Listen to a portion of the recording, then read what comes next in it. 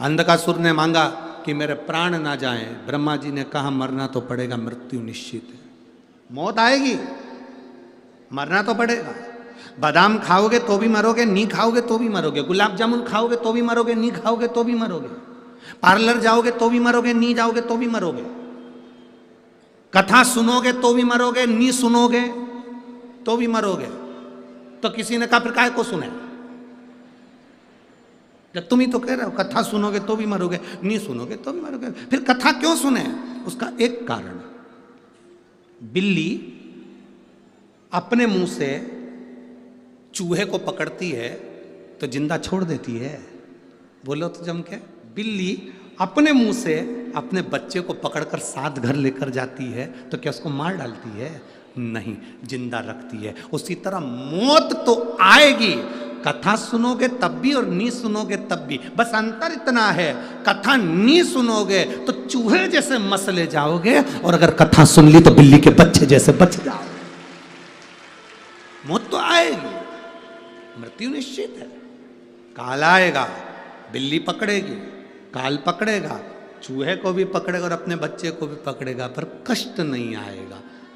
जीवन में ऐसा चलता रहता, ये जीवन है, होगा। हम दूसरे के सुख को देखकर सुखी हों और दूसरे के दुख को देखकर दुखी हों तो समझना कि हमारा मानव जीवन श्रेष्ठ है। एक बुढ़िया दरवाजे पर बैठी थी, सामने से कपास की गाड़ी निकली। रुई, रुई बोलते हो कपास बोलते हो, क्या बोलते हो? रुई, कपास की गाड़ी निकली। बुढ़िया ने सोचा इतना सारा कपास, इतनी सारी रुई, कितनी महंगी बिकेगी, कितना पैसा आएगा। पैसा आएगा तो उसका बंगला बन जाएगा, गाड़ी आ जाएगी।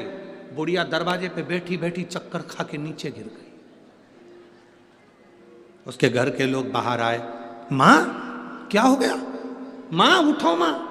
माँ को उठाने लगे, डॉक्टर को बुलाने लगे, अंदर ले गए, पानी का छींटा दिया, नहीं उठी। खूब उसको हिलाया डुलाया, नहीं उठी। सामने एक आंटी रहती थी, उन आंटी के पास में खबर पहुंच गई कि माँ बीमार हो गई। आंटी, मेरी मम्मी को ना जाने क्या हो गया। आंटी ने पूछा क्या हुआ? ना जाने क्या हो गया, चक्कर खा के गिर गई। आंटी ने पूछा कहाँ बैठी थी? घर के बाहर। घर के बाहर से कुछ निकला था? हाँ, कपास की गाड़ी निकली थी। अच्छा, तू जा, अभी तेरी माँ उठती है। आंटी दौड़ती दौड़ती आई और आकर वह, जीजी उठ, जिस कपास की गाड़ी को तू देख रही थी उसमें आग लग गई। जीजी उठ के बैठ गई, उठ के। दूसरे का वैभव देखकर डिप्रेशन में चली गई थी। दूसरे की सत्ता देखकर, दूसरे का वैभव देखकर, दूसरे का बंगला देखकर, गाड़ी देखकर उसको डिप्रेशन आ गया था, चक्कर खा के नीचे गिर गई थी। जैसे ही सुना कि उसकी गाड़ी में आग लग गई, खुश होके उठ गई, चक्कर खत्म।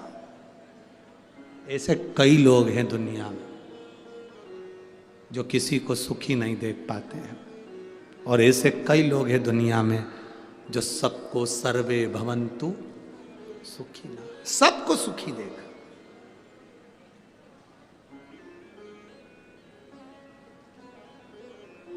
अरे लुटा दिया भंडार काशी वाले ने, कर दिया माला। जो सबके लिए सोचते हैं। शिव महापुराण किसी एक व्यक्ति के लिए नहीं है, शिव महापुराण सबके लिए। कई लोगों के मन का प्रश्न रहता है, गुरुजी बड़े बड़े महाराज हों भी सबसे मिलते हैं, बड़े बड़े महात्मा हों भी सबसे मिलते हैं, बड़े बड़े गुरुजी भी सबसे मिलते हैं, तुम अनूठे पैदा हुए किसी से नहीं मिलते। हम उनसे पूछते हैं मिलकर करेंगे क्या? जो कुछ बोलना है व्यासपीठ से बोलेंगे। आपके दुख का निवारण हमारे पास में नहीं है, आपके दुख का निवारण केवल शिव महापुराण के अंदर है। और शिव महापुराण की कथा जब व्यासपीठ से होती है, वो एक का निवारण नहीं करती, जितने सुनते हैं सबका निवारण करती है और सबकी झोली भरती है। मिलकर करोगे क्या? क्या मिलना तुम्हें? तो भगवत भजन की तमन्ना होना चाहिए। भीतर एक तमन्ना।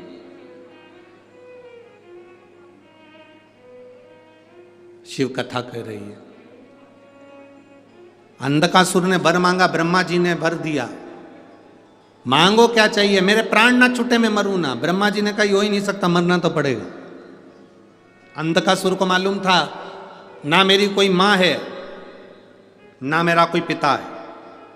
अंधकासुर ने वर मांगा, जिस दिन मैं अपनी मां को गलत दृष्टि से देखूं उस दिन मेरे प्राण छूट जाए, उस दिन मेरी मौत आए, जिस दिन मैं अपनी माता को गलत दृष्टि से। क्योंकि इसको मालूम था, हिरण्याक्ष ने इसको कहा था तुम्हारी कोई मां नहीं है, तुम्हारा जन्म माता के गर्भ से नहीं हुआ है, तुम्हारी कोई मां नहीं है।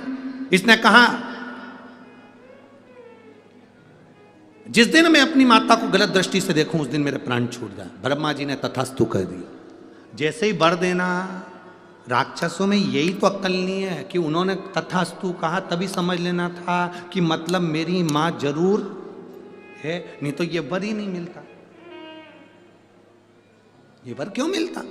मतलब मां है तभी तो वर दिया है, पर बुद्धि कहां से लाओगे?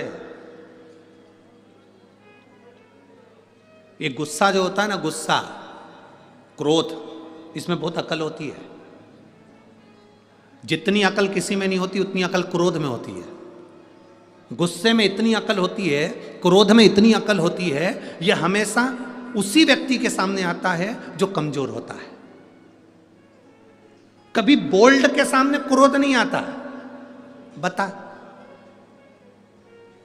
वाणी ऐसी बोलिए मन का पाखो। पर आज के जमाने में वाणी ऐसी बोलिए जो जम के झगड़ा होए, पर उससे मत बोलिए जो तुमसे तगड़ा।